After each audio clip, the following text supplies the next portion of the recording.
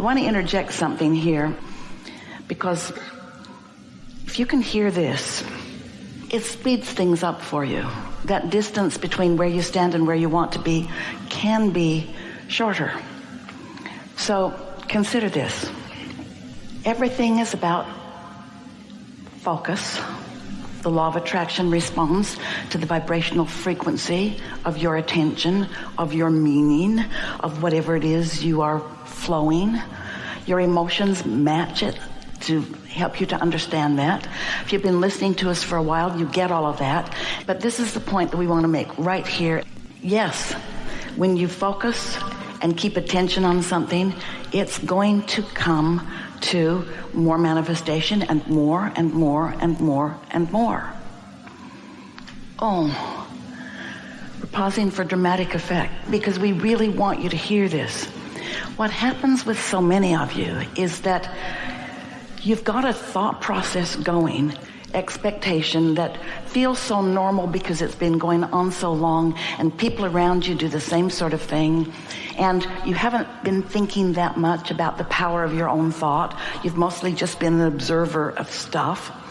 So you've had the fire on, and it's becoming more and more.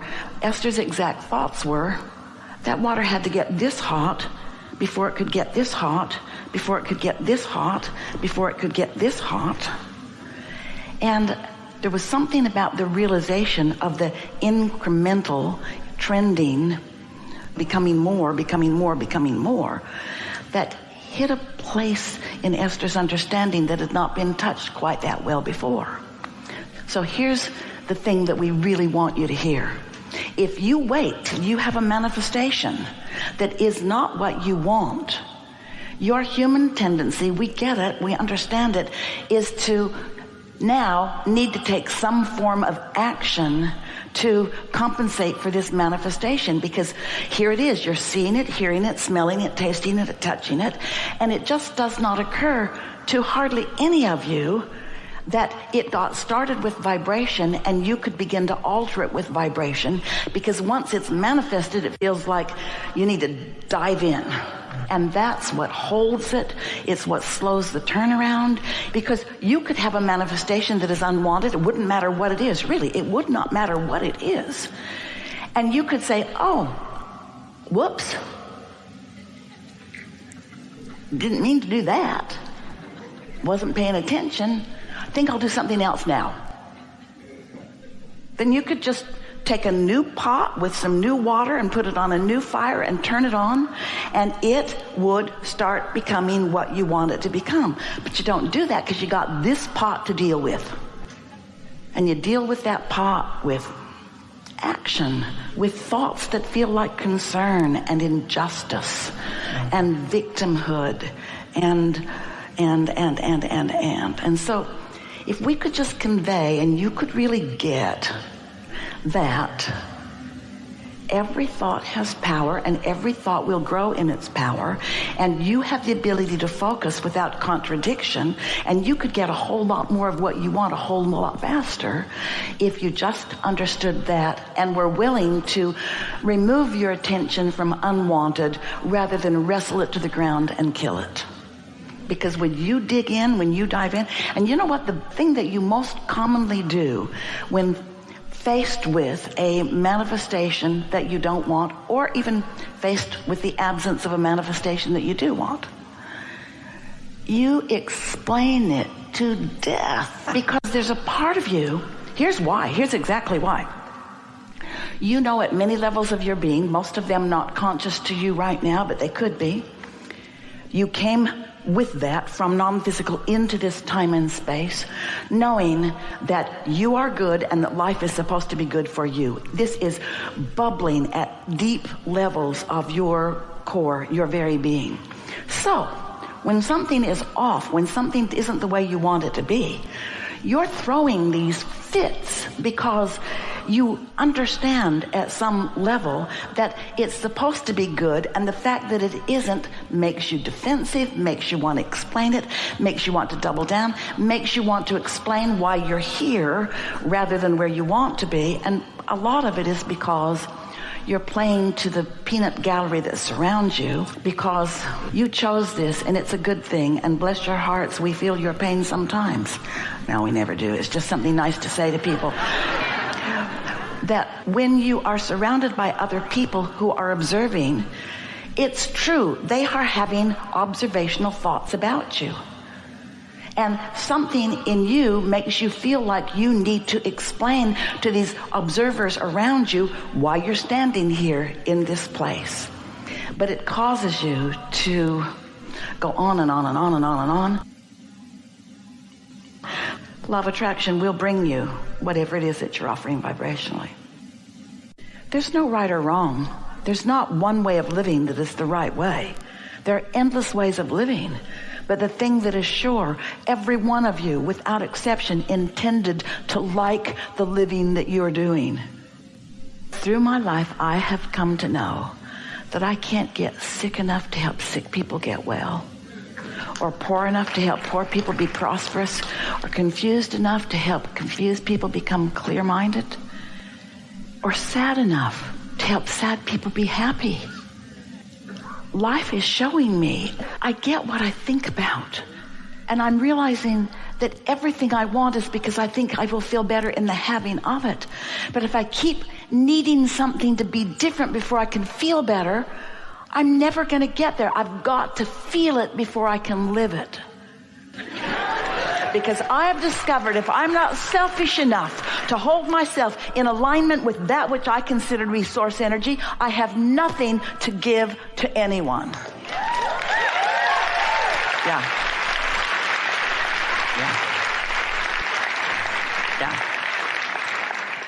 When something didn't go the way you wanted it to, at very deep levels, you know, something's really jacked up here.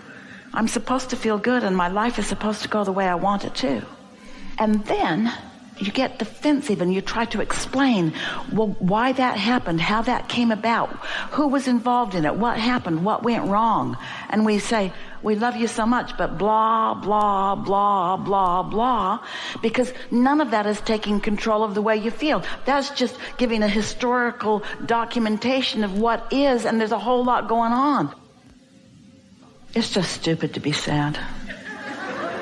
There's just no reason for it. It's like giving up everything that you want by choosing a subject to feel sad about. And you know what feeling sad is? Feeling sad is you looking at it different than your inner being. You see, when you're in sync with your inner being, you are fully funded with energy and clarity and vitality and all the things that you consider to be life-giving. And when you're not in sync, you feel a withering. And so the not in syncness is thinking contradictory to what your inner being thinks. So 100% of the time that you are feeling negative emotion, no matter how justified you've practiced yourself to be, or how justified your society has helped you practice yourself to be, when you feel negative emotion, it means for sure you are looking at this differently than your inner being is looking at it. Because if you were looking at it like your inner being is looking at it, you'd feel joyous in the moment. So let's choose some doors. We've been teasing about these doors all day today. So let's start there. My mother lives down the street from me, and she's 10 years into advanced Alzheimer's. And how does somebody not feel sad about that? She's diminished from what she used to be. I feel very sad about that. That's the first door. And it feels terrible, so let's do something about it. Because you have control about the way you feel, so let's do something about the way you feel. So let's try to find another door. My mother is in her 10th year of disease, and I can't do anything about it, so I guess I'm just going to have to give in and accept it. Well, it's a slight improvement, and it is an accurate statement, but it still feels sucky, doesn't it? So let's choose another door. None of us intended to stay in our physical bodies forever. It's a natural thing that we reemerge back into non-physical. And some of us do it easily, and some of us do it more reluctantly. And sometimes things happen that make it easier. Sometimes you get run over by a big, fast truck. Sometimes you attract something that causes you to not care so much about things. When Burl Ives, you know, the singer, actor, he's a friend of Jerry and Esther's. When he made his transition, they'd been there visiting. Esther could feel that it was unfolding and felt it in the moment that it happened. And it was euphoria beyond anything Esther had ever experienced before. She felt release, relief, happiness, big time. So she went to her computer and tuned into us and heard him talking to her. She wrote it down. She wanted to send it to Dorothy, his wife. And Burl said, "Hey, kid, it's just like Abraham said." Esther said, "Thank God." He said, "You caught me fast, didn't you?" Esther said, "Yeah, I've been tuned to you." The most interesting thing is that things that bothered me deeply just moments ago are not bothering me at all. In the death experience, there is a release of resistance.